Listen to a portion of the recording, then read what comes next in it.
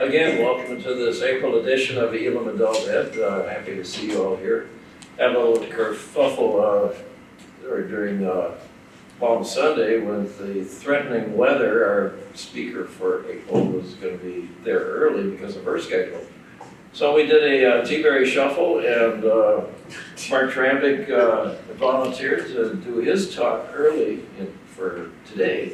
And then Leslie Brandt will be here to speak to us next month about urban forestry and agriculture, urban environment, and its impact on our trees and environment around us. So you heard Mark's introduction upstairs. He's going to talk about women. And I'm going to turn it over to Mark at this point before I say anything else. Thank you. Thank you. I guess I'm not going to use the mic. You guys can all hear me, right? Right, you Yeah, know how to very good. project your voice. Nice to have you all here. Christ is risen. Yes, It's risen indeed. Christ is risen. Risen indeed. Christ is risen. Hallelujah. Hallelujah. Amen. Thanks. I like to say that during the season of Easter.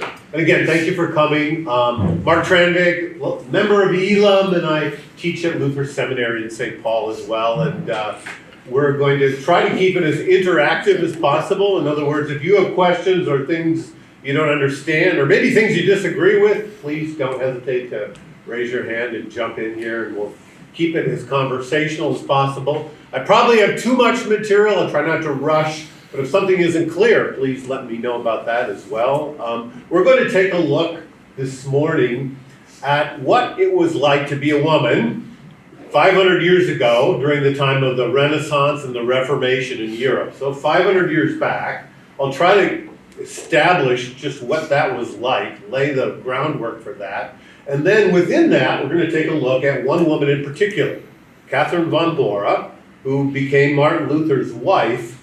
But so often she kind of lives in Luther's shadow. We're trying to shine the light on her today and see how she, in that context, 500 years ago, was able to do some pretty remarkable things in spite of her status as a woman. So that's kind of how we're going to proceed. And again, please feel free to, if things aren't clear, if you have questions, feel free to ask them. Okay, I've already talked about our goals. Look at that, ahead of myself. Attitudes towards women. Okay, so we're back 500 years ago, right, in Europe.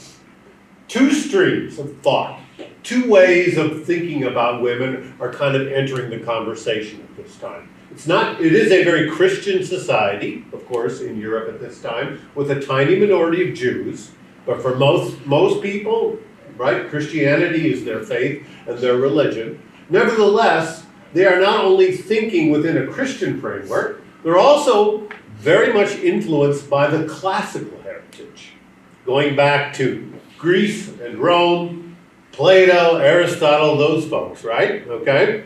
And the reason for that is that the Reformation is also at the same time as the Renaissance. And the Renaissance at this time was a great, as the word says, a great rebirth. And one of the reasons there was a rebirth is because some of these classical authors had been discovered.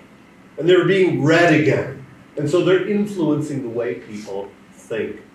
And one of the classical authors that was often quoted, often used in schools and universities, was Aristotle. So when Aristotle speaks about women, people are listening. He's an authority. So we need to kind of get some sense about what Aristotle might have said. It's not happy. If you're a woman, this is tough stuff. But this is the way people thought. And Aristotle's really working now with a very, what I would call a hierarchical way of thinking. So, you got God on top, right? And then you have angels, and then you have men, and then you have women. So women are inferior to men. In fact, he said things like this. Not only are they inferior, but they are mutilated or deformed male. It's more natural for a man to rule a woman as they need to be guided by someone who is intellectually superior. Okay, so not only were they physically more capable, but also, it was thought by Aristotle and by the Greeks, that women were inferior intellectually as well. Their primary goal was domestic, right? Within the realm of the home. And the main goal was to make life easier for males. Aristotle said this, okay? So that's a stream of tradition that influences how people think. Happy stuff, huh? Mhm. And then there's the Christian heritage. And of course, this becomes the primary framework for people to think about gender and other items as well. And let's see how that took shape. Two women in particular, I'm kind of making all this manageable for the length of time that we have, but two women in particular shaped the imaginations of how people thought about gender 500 years ago. Can you think of who they might be? Who are two important Christian women that are really going to shape how women are viewed and gender's viewed? Okay. Mary, the mother of Jesus. Mary's going to be a big one, and she's going to be in there, absolutely. We'll get to her second. Who do you think will come before Mary? One other. Mary Magdalene?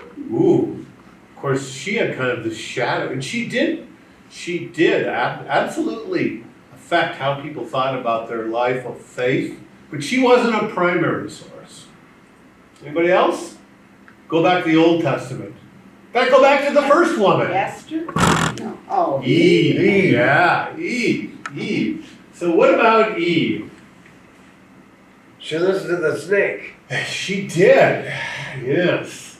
Eve was seen above all as the temptress. In other words, what happened with Adam and Eve way back there in Genesis 3? There was this thing called the fall, right? The fall into sin. And who above all was responsible for the fall? Eve. Of course, this is an interpretation by male interpreters of the Bible, right? I don't think that's quite accurate. But Eve listened to the serpent, right? In fact, Martin Luther is going to later say, well, the serpent talked to Eve because she was particularly vulnerable, because she was a woman. Come on. Anyway, so Eve listens to the serpent. You will be like God, eats the fruit, and then gives some to Adam. And he kind of, without thinking, just eats the fruit too. But because Eve ate the fruit first, she is seen as the source of temptation. And also, many interpreters said, Adam would not have fallen had not Eve tempted him. And so the framework then that gets established is that Eve is responsible for the fall of all of humanity into sin, and that Eve is really the problem. And that had Adam not listened to her, all would have been well. So that's quite a load to put on Eve's shoulders, huh? I think I have some more here, let's see. So then you have, of course, the result of the fall and the sense of shame. In the sense that humanity, men and women, because of Eve listening to the serpent, are now in this realm of darkness and sin and fear of death. So fear reigns instead of faith, and Eve is responsible. And woman is responsible. See how this stuff kind of works itself out? Yeah. And the other woman shaping Christian imagination is Mary, okay? So you got Eve, source of temptation, right? Without Eve, no fall of humanity into sin. Then you have the pure image of Mary, all right? She's another very important source for how people thought about women. Mary is lifted up as pure because she is held to be a virgin, especially in the Catholic Church, a virgin her whole life. Protestants kind of argue with that one. The Catholics have always maintained her eternal, or her virginity for her entire life, and celibacy then gets lifted up as the most pure way of living. So I give you a quote here from, doesn't he look like a happy guy? Good old Saint Jerome. Well, long before Luther ever lived, but his words were very influential. He said, marriage fills the earth, well, celibacy fills heaven. He also, I think we have another quote here as well. Another figure closer to Martin Luther's time in the Reformation. There is no service in the world more pleasing to God, no way of life more loved by him than total virginity of body and mind. You see where all this is headed? Right? What are the two possibilities for women? Source of temptation, cause of the fall into sin, or virginity, celibacy, purity. Or, you know, so. An anonymous poem from Luther's time. Who sees too much of women's charms, his morals and his conscience harms. He cannot worship God aright, who finds in women great delight. Okay? So these are the kind of stereotypes that are being enforced upon women at this time. And the church's celebration of the celibate life meant that virgins were superior to wives and mothers. Marriage was a debased state in comparison with the cloistered state of the nun. So on the left you have people getting married, okay? Again, most people got married. Most people were not nuns, most women, right?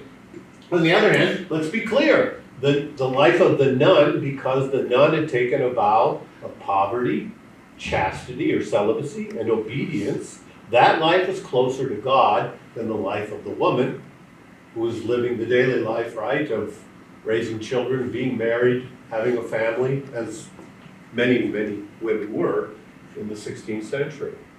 All right? So you get how this hierarchy's working? Okay?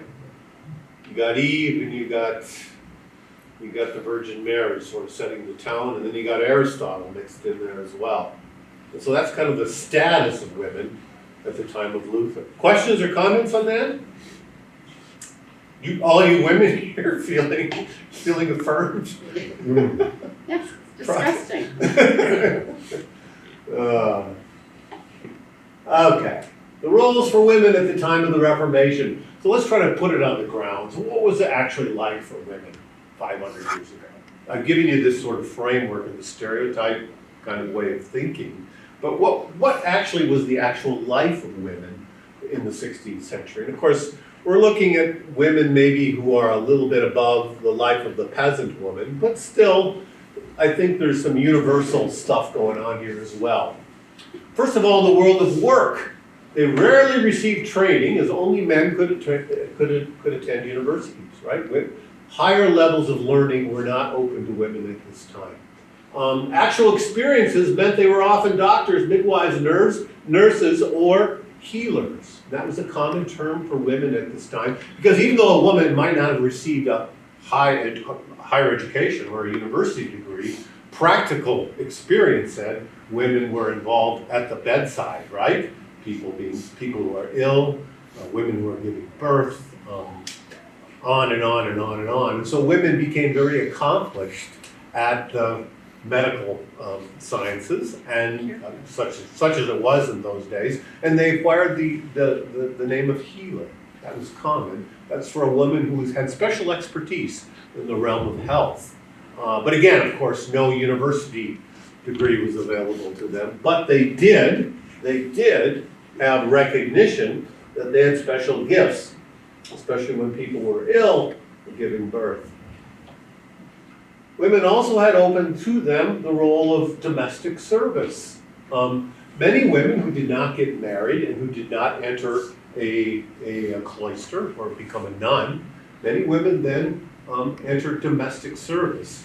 And in the 16th century, 500 years ago, that meant you went and lived with a family, right? And you ate and slept with them, and you had no days off, and you were constantly enmeshed in the life of the family as well.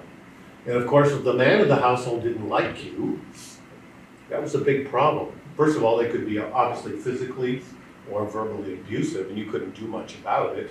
And secondly, there was a sense in which you had your reputation to protect, and if the man gave you a bad reference, of course the man's in charge of the household, that puts you in a tight spot as well.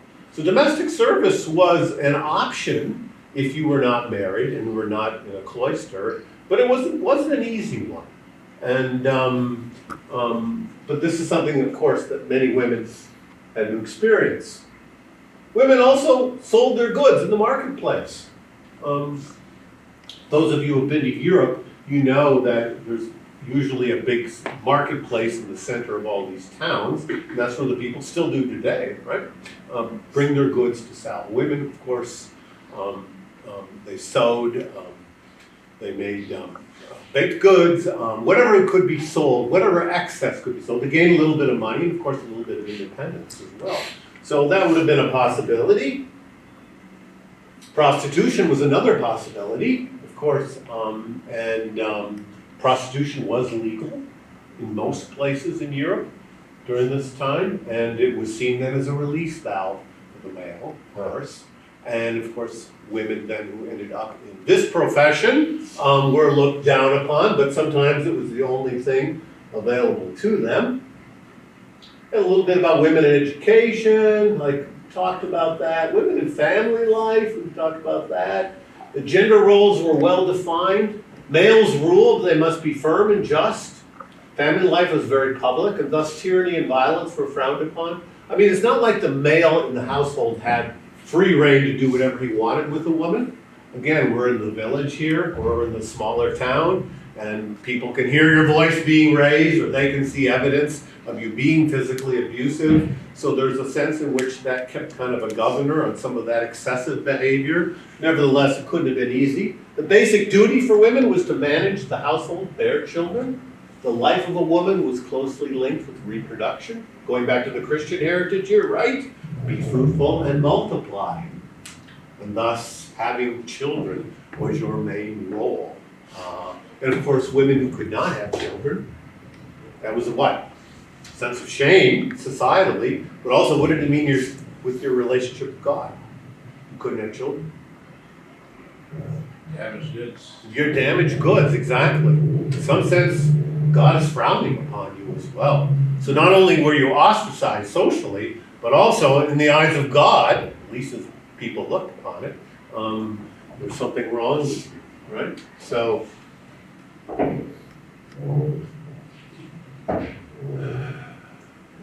women in the law, strict hierarchy. Women were excluded from public office. They couldn't sue or enter into contracts. All property belonged to the husband, as well as your wages. Unmarried women were forced to have male guardians. Okay, let's stop there for a second. Kind of a bleak view, and I've perhaps prejudiced it a little bit towards the negative. On the other hand, I want to be really realistic here about how hard life was for all people. There's no question about it back in the 16th century, right? So let's be clear, life was very difficult, or nasty, brutish, and short, as some have said. But for women in particular, given the restrictions on their roles, and given these frameworks, the classical one, the Christian one, Eve and Mary, given the way people thought about women in that time period, it was especially difficult for them. Okay, questions, comments? Everything clear? Really? Silence? All right. Let's take a look at somebody who, within this kind of framework, so this kind of sets the table, I think, for helping us think about Catherine von Bora in her pretty remarkable life. I want to be clear at the outset here. It's not like Martin Luther was a liberated male, okay? He lived 500 years ago. There's a very strong sense in which Luther was part of his culture, part of his time. He was very patriarchal in many ways, right? Where men were above women. And yet, it's kind of interesting. When he gets married to Catherine von Bora, which we'll talk about, it seems to change him in remarkable ways as well, especially given the way society looked at women in his time. So we'll take a look at that. This isn't only about Martin Luther, I want to be clear. It's more about Catherine von Bora, but the two are so closely intertwined, you can't talk about one without talking about the other. So what about Catherine von Bora? Who was she? Well, she was from a family of minor nobility. So that means her family probably owned some property, but not a lot. So they weren't very, very wealthy. In fact, there's a lot of evidence that kind of lived on the edge. Her mother died when she was 4 or 5, we think. Her family fell upon hard times, and her father had her placed in a convent. which wouldn't have been unusual for children in those days. Right? One less mouth to feed for the father, and also what did it mean for the father's relationship with God? Yeah, God's going to be impressed by that. You take your child and you give it to God, place it in a convent? Wow. That's a credit in your heavenly score sheet, right? And so her father then has her placed in a convent. At the age of 14, she took the vows of poverty, celibacy, and obedience. And so she's placed in the convent under the care of nuns at an early age, 5 or 6 or whatever. And then by 14, when she's able to get a bit of an education. And she knew some Latin. She could write. We have a few letters from her, not very many. But it's clear she received at least something of an education during that time in the cloister. But more important, she gained status. She took vows, and now she's a nun. A picture the ruins of her cloister where she lived as a nun. It's not too far from Leipzig in Germany. And the other thing you need to know, this is during the time then of the Reformation. So Martin Luther is agitating for change as well. And his works, well, why are they being printed? There is a big technological change. What is it? The printing press. Yeah, the printing press. So Martin Luther is able to get the word out. And his word is going out in all sorts of different places, interesting places, including surreptitiously, secretly, finds its way into the nunneries and the cloisters as well. So some of the sisters are reading what Martin Luther has to say. And one of the things that Luther's saying above all is that, by the way, how you live doesn't bring you closer to God. Just because you're a monk or a nun or a priest, that life does not mean that God loves you more, right? In other words, Luther flattens things out. He says, everybody now in Christ is a child of God. There's no people based on how they live closer to God, right? And so Luther challenges that whole system. And of course, areas where Lutheranism took hold, there's not much of a reason to be a monk or a nun anymore either, is there? Because even though you've taken vows to live this special holy life, Luther is now saying, what God wants you to do is love your neighbor, okay? How you live your life doesn't bring you closer to God, right? Or as Luther famously said, God doesn't need your good works. God's doing fine without your good works. Who needs your good works? Your neighbor, your world, your community. And so where Lutheranism took hold, the monasteries closed, the cloisters, the nunneries closed, and this is kind of what happened. It wasn't a full set of closure, as we'll explain in Catherine's case, but clearly the nuns in her cloister are reading Luther and influenced by him. Escape from the convent. Well, what happened? I have a barrel of fish up there. I'll explain in a second here. So they're reading Luther. There's clear agitation for some change. And the nuns sent word then to Wittenberg, which is about 20, 30 miles away from the cloister, okay, that they're interested in getting out of there. Dangerous thing, though. Dangerous thing. Because the nunnery was in a Catholic territory, Wittenberg was in a Lutheran territory, right? But because it's in a Catholic territory, if you helped a nun escape, you could lose your life. And moreover, if you tried to escape as a nun, you could lose your life. This is dangerous stuff. Sometimes that doesn't get portrayed in this story in the way it's told. Anyway, these nuns are reading Luther, and there's about a dozen of them that say, you know what? We'd like to get out. They send word to Wittenberg. Well, it turns out that there's a guy in Wittenberg who markets fish.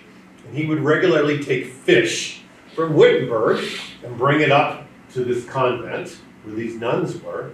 And Luther and others arranged for this guy to take his barrels of fish up on his wagon up to the convent where Catherine and her fellow sisters are staying. And he empties out the fish barrels, sells them, and then about 9 to 12 nuns hop on the wagon, they cover them up, and he takes them out of the cloister. Again, dangerous, takes them out of the cloister and takes them back into Lutheran territory, into Wittenberg, where they are now free, both of their confines as nuns and also free of Catholic territory. Now they're in Lutheran territory. So Luther and his colleagues find they have now 9 nuns in their midst that they had not had before. And of course, as a woman in the 16th century, you had to be attached. We've already talked about this. Rightly or wrongly, it's really important that you be attached to a male because you were very vulnerable otherwise. And so the leaders in Wittenberg, Luther among them, decide that they need to make sure that they find husbands for these 9 nuns. And they're successful with 8 of them, but guess who's left behind? No. Catherine von Bora, for a whole variety of reasons, we're not sure. She was kind of stubborn. She was bright. Luther tried to arrange a marriage with one guy, and she didn't like him at all. She said, no, I'm not doing that. Okay? And then she begins to drop hints that maybe Luther needs a wife. Luther thinks, oh my goodness, it's the last thing that even though he was open to the idea of being married, right? Because he said, right, no longer does celibacy make you closer to God. Luther also says, whoa, I don't know if I should have a wife because there's a price on my head. I could die. That wouldn't be fair. And plus, he had been a monk for like 15 years. So he'd been in this incredibly male environment. I think the whole idea of getting married just sort of ran counter to his entire experience. Even though he knew it was fine and he could, I just think the whole idea was very difficult for him to sort of picture for himself personally. Anyway, so that's kind of the background here. Let's see if we can catch up. Wittenberg, right? Finally in 1525, a couple of years after she comes to Wittenberg, Luther and Catherine get married. He finally decides, okay, this is probably the right thing to do. I think I have the reasons up here. Right. It would please his dad. His father wanted to get married. His father was very upset that Luther entered the monastery in the first place, right? And so now getting married, it meant that his father would be happy. It would upset the Pope. So Luther at this stage, right, is all for anything that upsets the Pope. And so let's go for it. And then he said, in a memorable phrase, it will make the angels laugh and the devils weep. In other words, this is the very place where God wants us to be. In the midst of messy family life, marriages, children, in a household, not somewhere set apart, pure, in a convent, but rather in the midst of life. And therefore, the angels laugh, the devils weep, right? And then the reaction from Rome and from others. So Catherine then, when she marries now famous Martin Luther, the Catholic press goes to work. And they start, this was social media, 16th century style, right? They start putting out stuff like this about her. Well, she's clearly unfaithful to her vows. She's adulterous, and there's no evidence of that. Some of the broadsheets that were put forth called her a prostitute.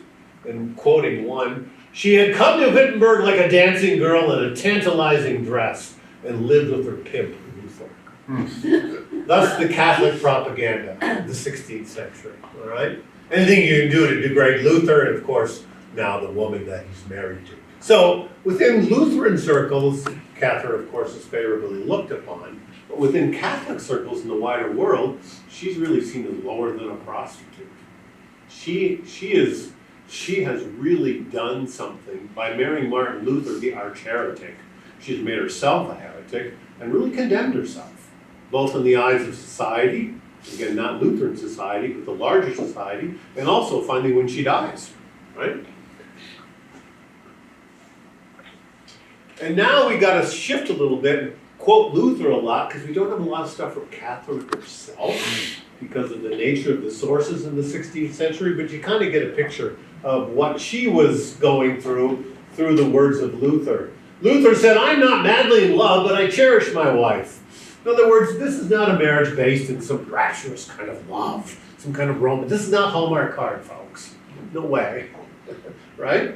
I mean, this was a marriage, you know, Catherine's vulnerable, I should have a wife, okay, let's get together, kind of thing.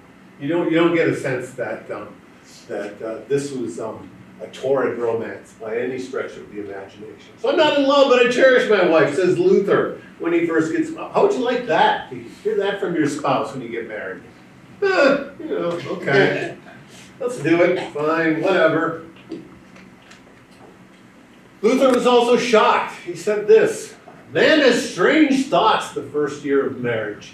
When sitting at the table, he thinks, before I was alone, and now there are two. Or in bed, when he wakes up and sees a pair of pigtails next to him, which he hadn't seen there before. I mean, Luther, imagine the shock, right? All these years as a monk, living amongst monks, and all of a sudden, whoa, marriage, and the reality of marriage is kind of setting in. So we get from some of his statements, just the surprise. Within a few years, however, genuine love kind of broke out in this relationship. Luther called Catherine meine Herzliebe, the love of my heart. He also said things like this, if I should lose my Katie, I would not take another wife, even if I were offered a queen. And then his favorite book in the Bible, which is the book, Paul's letter to the Galatians, he called it my Catherine von Bora. I mean, that sounds a little strange to our ears, but you have to remember how much Luther loved Paul, especially loved the letter to the Galatians. So when he starts calling it my Catherine von Bora, I mean, that's a reflection of the deep affection, even though it's kind of an odd way to put it. Some of Luther's realistic advice on marriage, and I think through this, right, you get a lens into their marriage itself, even though these aren't quotes from Catherine. The first love is drunken. When the intoxication wears off, then the real marriage begins, okay? And then he said, this is one of my favorite ones, what a lot of trouble there is in marriage. Think of all the squabbles Adam and Eve must have had in their 900 years together. Eve would say, you ate the apple. Well, Adam would retort, you gave it to me. Okay, so in other words, you can kind of sense there Luther's own marriage as well, right? In some of his biblical commentary. As for Catherine, she had to organize a household, and there were obstacles. So married to Martin Luther was not an easy thing. Beginning with the bed, Luther the monk had not aired out the straw in his mattress for 10 years. Okay? Neither the ex-monk or the ex-nun had any money. Neither of them had any property. Right? They both took vows of poverty. Therefore, they weren't accumulating any property. They come into this marriage. She's marrying this ex-monk, you know, and he's sort of lived this male life, stereotyping here, but hadn't aired out the straw in his, can you imagine, 10 years? Of course, mattresses were made of straw in those days. And Luther apparently didn't give that much thought, and she thought, whoa, being married to this guy, what's this going to be like? Marriage could be a cross, and Luther could be a heavy, heavy burden. Luther suffered from illness, and he suffered from depression. By the time they get married, if you go from head to toe, Luther's suffering migraines. We know this from his writings and his letters. When you have the ringing in the ears, what's it called again? I forget. Yeah, he has that, tinnitus, did I say? Yeah, tinnitus. He has angina pain because he has hardening of the arteries, probably. He clearly has heart trouble. He regularly reports that he's constipated. 16th century diet, okay? He has trouble with kidney stones. He once went 4 days without urinating. Can you imagine? And then drank some beer and the stone broke open and he knew great relief, but he thought he was going to die. I mean, he could have died.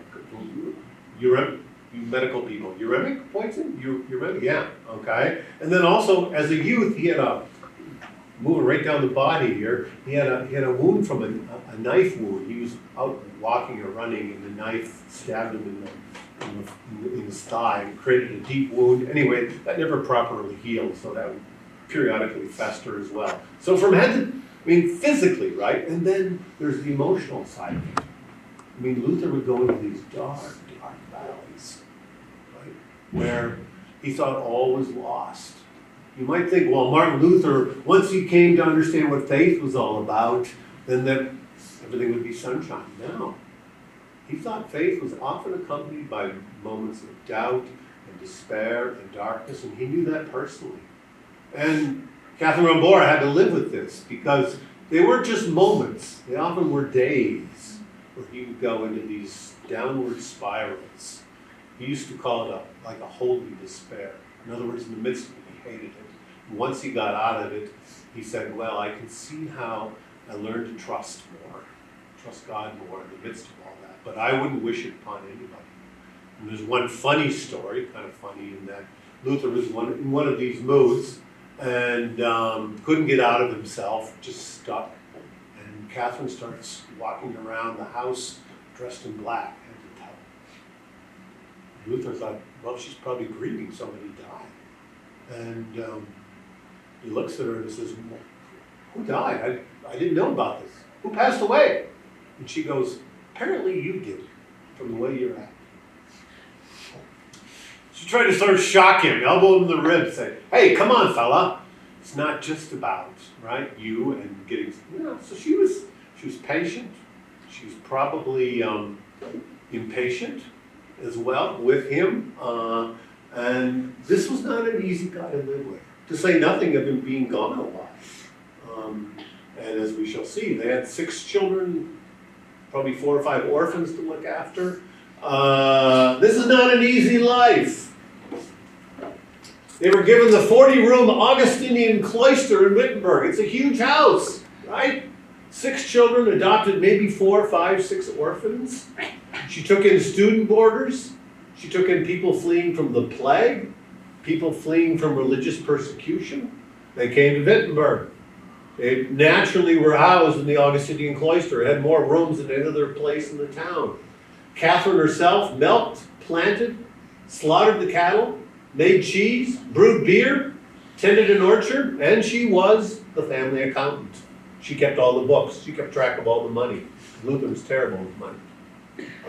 So again, when we talk about women and we talk about women and how they're restricted to a household, okay, yes, that's true. But look at this household, folks. Is this, again, this is a remarkable person here. 40-room place, student boarders, people suffering from the plague, people then who are fleeing religious persecution, milked cows, brewed beer, grew crops, 6 children of her own. She lost 2, a 14-year-old daughter and a 2-year-old daughter. Lost 2, raised 4, 5, 6 orphans, we're not even sure, in the midst of all this. And also then responsible for the finances. Did she have a farm too? And she had it later on, interesting, she has this little farm that she buys. The Luthers were never rich, but they came into a little bit more money, and the prince sort of favored them, especially as Luther became famous. Anyway, probably about 10, 12 years into the marriage, she buys this little farm about 15 miles away.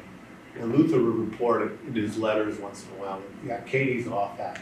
She'd stay there for like a week at a time. You could see why, right? Just probably to escape the chaos, gain her sanity. And she really loved that farm and planted a big garden there. And Luther had no objections to that. I think he understood. And of course, you might say, well, who's taking care of the place? Well, they had servants as well that she had to supervise.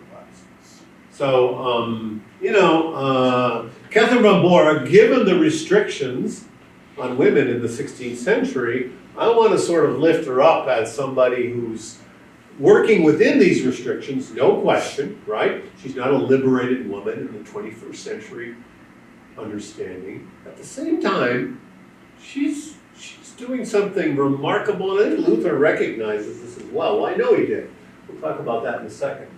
Here's an etching of their home in Wittenberg. You can get a sense of the garden out back and the home itself and how big it is. She was also a theologian, though. She's not only managing the household, we know, again, not from her own writings, because we don't have a lot there, but from what Luther said about her, right? When he wrote one of his most famous books, we won't get into it, it's called The Bondage of the Will. It's a book he was very proud of, this thick, right?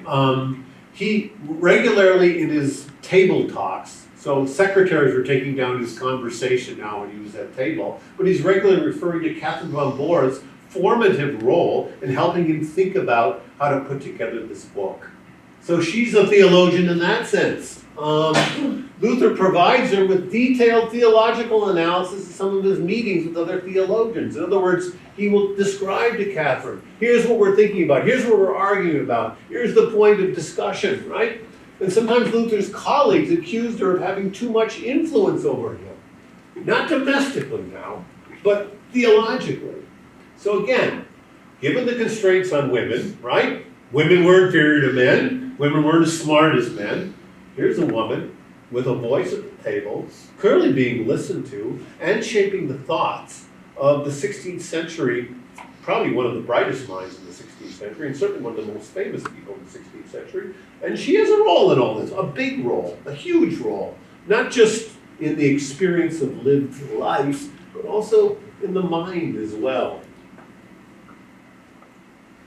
10 to 12 children, very romantic view from the 1800s of Luther and his children, and Catherine of Bohr, of course, patiently listening. But anyway, they were formative in how they shaped the German parsonage. Huh? Luther's kids, what about them? Just a little bit about them, just so you can kind of get a sense of this house that Catherine's sort of watching over. The kids were allowed free reign of the house, including his study. He joyfully reports of his 18-month-old son, Johannes. He has learned to bend his knees and crap in every corner. Indeed, he did do a fine job of crapping in every corner. This is 16th century life. It's crude. It's lived close to the ground. And Martin Luther, apparently, again, I always like to live with a guy like that. When his son was a teenager, Luther had some type of argument with him about his future course of study. And Luther told him, if you should become a lawyer, I'm going to hang you on the gallows. Luther hated lawyers, okay, for a whole variety of reasons. They got in his way a lot of times, and he thought that they were way too obsessed with details and missed the bigger picture. Anyway, if you should become a lawyer, I'm going to hang you on the gallows. Of course, what did Johannes eventually become? Became an attorney, became a lawyer, naturally. Here's a letter. Again, this gives you some sense, through Luther's eyes, of course, gives you some sense of what Catherine had to put up with, though. So Luther's traveling yet again, right? And this is the letter that he writes to her shortly before he's going to come back to Wittenberg. He says, I hope to return soon. Pray that God might give us safe travel. I slept 6 or 7 hours. The beer does it, I think. But I am sober as at Wittenberg. Why did they drink so much beer? Why not? Well, It was safe. it was safe, yeah. Yeah, water was dirty. Beer at least had alcohol. Not a lot, not as much as we have in our beer, but it did keep it did keep it less likely to promote or transfer disease. I know, anyway, back to Luther. I know our house servant John is leaving. Please give him at least 10 gulden as a parting gift. And certainly not less than 5. You see, Catherine had the purse strings. But Luther always thought she was too tight with her money. And so he's sort of like, come on, be a little generous here. Then the last paragraph. And please kiss little Hans for me. I can't find any suitable gifts for the children here. Can you see if you can dig something up at home and give it to them when I return? Luther, it's classic Luther, right? I mean, again, the reason I put this up here, from Catherine's perspective, so transfer this letter to her. I mean, this guy, she's home by 1532. They've been married 7 years, so they have 4 children. 16th century. I mean, think of the stuff she's putting up with. And then you got this guy's health concerns, he's disorganized, he's bad with money, and moreover, I couldn't find anything can you find a present so that I look good when I come home? As for the home, one can only imagine the chaos. A telling piece of evidence in the 1540s, Catherine said earlier, purchased a farm 40 miles to the south, which she would periodically retreat for significant periods of time. Luther dies in 1546 and leaves his property to Catherine in his will, which was illegal. Women couldn't inherit property. Luther said, heck with that. His experience, obviously, in this marriage was that here's a woman who's so capable. So even though it's contrary to the law, he leaves all his property to her and has her decide what to do with it, right? And of course, he wants to provide for her and the family as well. And the will was invalidated. So it was declared illegal, and therefore the property was disposed of or handled by some other men that were in Luther's circle. Yeah, good. Is that his death mask, and is that at Luther Seminary? Yeah, that is. We do have that there. That's his death. So when famous people died back in the 16th century, why would they make death masks? What do you think? What's going on there? That seems weird, doesn't it? To confirm their identity or to Something like that. remember them. Something to remember them, yeah. And also, it's to indicate that he died a peaceful death. So that was really important to people back, that you died peacefully. Therefore, the death mask should reflect that. Huh? And then, of course, for Luther, the right hand is also shaped in like he's holding a pen or a pencil, right? A writing instrument of some kind. So, because he wrote so much, so they also had his hands there as well as his face. So they did the hands as well as the face. They did, and I'm not sure why they did the hands. Interesting. But at least in Luther's case it is, yeah. And of course, this would have been for famous people. Not everybody got a death mask. Yeah. But of course, what were the Catholics saying when Luther died? Good riddance, number Yeah. one. Yeah. Number two, bunch of devils flew out of him, right? At his deathbed scene, you could just see Satan leave the body. And of course, the Lutherans who were gathered around his bedside said, no, he died peacefully. He died in the grace of God in Christ. And therefore, we have the death mask to prove it. Unless you have the competition in the 16th century. Catherine. So what happens after Luther dies? She lives 6 more years. They're really hard years. Because Wittenberg, when Luther died, he dies in 1546, Wittenberg was actually invaded by Catholic forces, and it was taken over.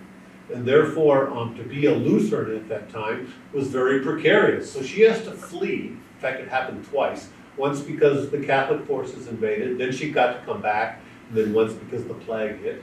In 1552, she has to flee a third time because of, well, I guess it's the third time because of the plague. She falls off a wagon and into a ditch filled with cold water. For 3 months, she hovered between life and death and finally died in December of 1552. So a really hard life. So when she's fleeing with her family as well. And she's fleeing for her life. She has a price on her head, basically. She was married to this famous heretic. The last 6 years were extremely difficult because Luther died in 1546. The Catholic forces invaded the same year, shortly after he died. And life was really hard for Catherine those last 6 years. Here is a statue of her in the yard outside the house in Wittenberg where she and Luther lived, the cloister. I love this statue. I think it's great. How about you? What do you think? What do you see there when you look at that? What comes to mind, given what you know about Catherine? Why might that statue reflect who she was? Okay? Defiance. Pardon? She was determined. Very determined. Defiant. Defiant, like, I'm going to make this work. The marble stone as a foundation. Yeah. This is somebody who's really solid, and also I have a foundation. That's a good point. Yeah, the foundation itself. Yeah. What else do you see? The frame, is that, do we know what, is that brass or copper or? do we know? But that's really, you mean the frame around the? Yeah. Yeah. That's an important point. I'm not sure what it is. I think it's. Yeah. But why is the frame there? She's breaking through. Yeah, she's breaking free. And the question is, what is she breaking free from? What do you think? The artist leaves it a little ambiguous there. What's she breaking free from? Is this contemporary Yeah, sculpture? yeah, this was done about 30 years ago. From rule. Yes. Law in a different perspective. Yes, she was breaking free from the cloister, from the nunnery. Yeah. She's walking through a doorway, right? So she might be leaving, what else might she be doing? Heading to the farm. She could be, exactly, I mean, it could be very true. She's heading to her own private farm, like, I'm getting out of this, but it might be true. It's like, get me out of this place for a while, I need some peace of mind. Huh, sure, of course, yeah, what else? Could be she's symbolic about women marching forward in a Yes. brighter future. Yes, I think She was marching along. a woman artist actually did this sculpture, and I think there's a sense in which Catherine represents, given the restrictions of the 16th century, someone who stepped outside the norm, right, and was able then to march into the future and lead maybe in a different direction than women were allowed to do. Yes. She doesn't look like anybody's domestic servant. She looks like she's very confident and sure. Yeah, and in motion and moving and right, defiant, all those things that I think apply. And again, given the roles that women were forced into, she stood out. She was different, right? Stands out, I think, in the 16th century as someone who deserves to be lifted up, given the framework. Other questions or comments about this? Things. Which direction is that going? Like, is it going towards like the gardens, or you know, Yeah, like it's- she's striding forward with such confidence there of like not fleeing to go. I don't think she's fleeing to go to the farm, but you know, Look, she might be. like she's coming towards us in this photo, but like Yeah. on the property. Yeah, this where is she's out in the towards- courtyard, so this actually faces out into the town. Oh, So it's okay. like she's leaving the house, and that's a good point, and I had not really thought about it. She's leaving the house and moving out into the city, so that, which would be awesome, right? I mean, Yeah. she certainly wasn't confined by the domestic realm. Yeah, I think the woman who did the sculpture did a great job. I mean, I've campaigned unsuccessfully thus far to have a duplicate put at Luther Seminary to help remind us, because Luther Seminary is defined by Martin Luther. But, well, you know what, it's a little more complicated than that, and shouldn't we be giving Catherine Barbora some credit here as well? And anyway, I'm gonna keep working on that one. I think that'd be really cool to have that on the seminary grounds as a reminder both of the role of women, how the gospel frees people to get out into the world, and anyway, yeah. Anything else you guys folks have? You've been very patient.